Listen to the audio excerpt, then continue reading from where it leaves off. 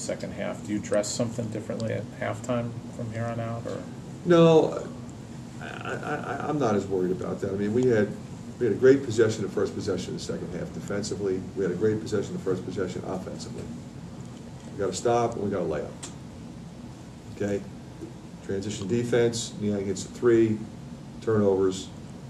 Okay? You know, it's not like Aaron White's a big turnover guy. He hit two of them. You know, it was disappointing that on top of that, you know, Utah and Gabe both made bad ones. The only thing I would have said there is those turnovers, every one of them led to a layup. You got to foul somebody outside, and that's the only thing I addressed. I said, guys, you know, we can't turn over and give up a layup. You foul a guy, you know, 60 feet from the basket, and you can take the ball on the side, you get your defense set. They're not in the bonus. Nobody's in foul trouble. You know, if you realize you're one man, they're in a 4-on-1, you're going to foul them.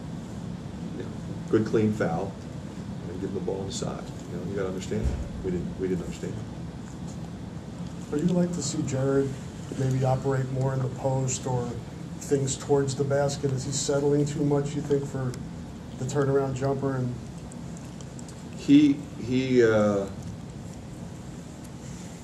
the thing that you don't want to do with him is say, okay, you got to do more. You got to do that, because he'll do that. I mean, he's that kind of guy, you know. So, but then you say, well, you weren't successful the other night, kind of with that in between step back jumper that he likes. He made one, he missed a bunch.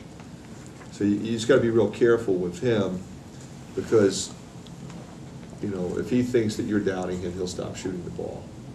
And you want him to have the, you know, he's one of my green light guys. So, you know, post up, shoot off a curl, shoot a three in transition, whatever, and don't really think about it. Now, the reality is, you know, having played the game myself, it's kind of like if you're missing, you kind of then just move it on. So that's the fine line there. Okay, what do you do now? I got a scorer who's missing. Do you shut him down and just tell him to be a passer or a rebounder or a post-up guy? You know, maybe. Yeah, I mean, you could, but you know, he's never going to get out of it if you shut him down.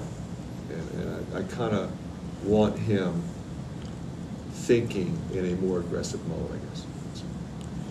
When you have two of your best shooters kind of with that mindset, Josh just can't seem to get out of the funk. And you've talked before a lot of different times about they got to have amnesia, you know, don't worry about your shot. But mentally, they're doubting themselves. You could tell a little bit, you know, how do you get them out of that other than just give them supreme confidence like you have? Josh is different than Jared, I think, in that sense. Josh has never been, you know, when you saw him in high school, I mean, he was never that guy who just hunted shots. He was a good shooter, always was, but he would turn down shots and he would pass the ball to open people and he defends, and he's not a guy that, you know, you would refer to as a pig. He never was, and he had the ability to be, especially in high school, if he wanted to be.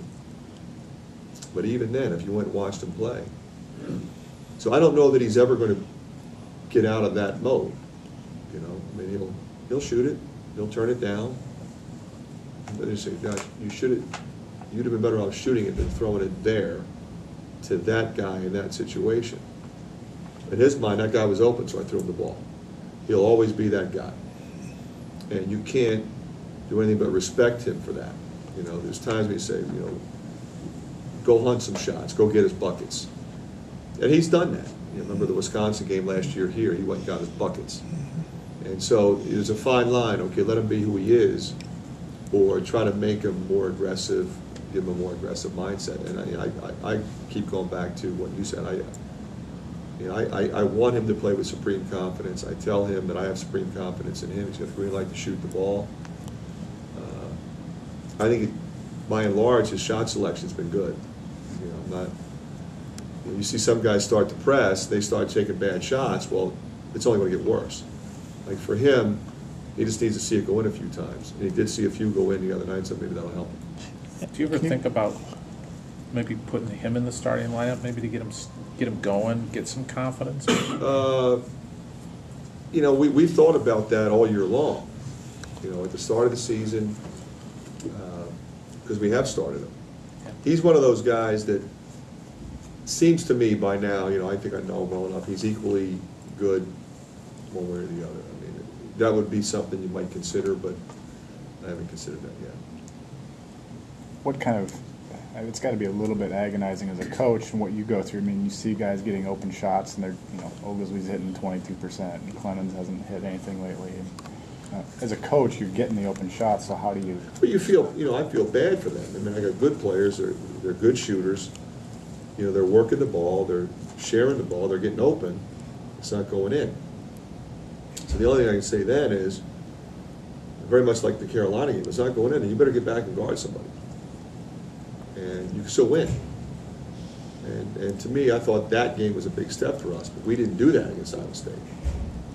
You know, and yeah, we had some goofy turnovers like we were talking about a minute ago, and they were leading to layups and things like that. You just got to learn from that. You know, don't let that happen again.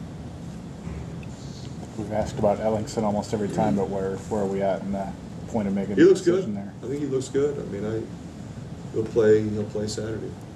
You know, I think he's really, more than any other time, is looking more like himself. Did that take the red shirt off the table, or still thinking about? You know, the red shirt was never really on the table. You know, he's just playing. You know, if we decide to red shirt him, then we'll put it on him at that point in time. But up until now, we haven't really even talked about it with him. Okay.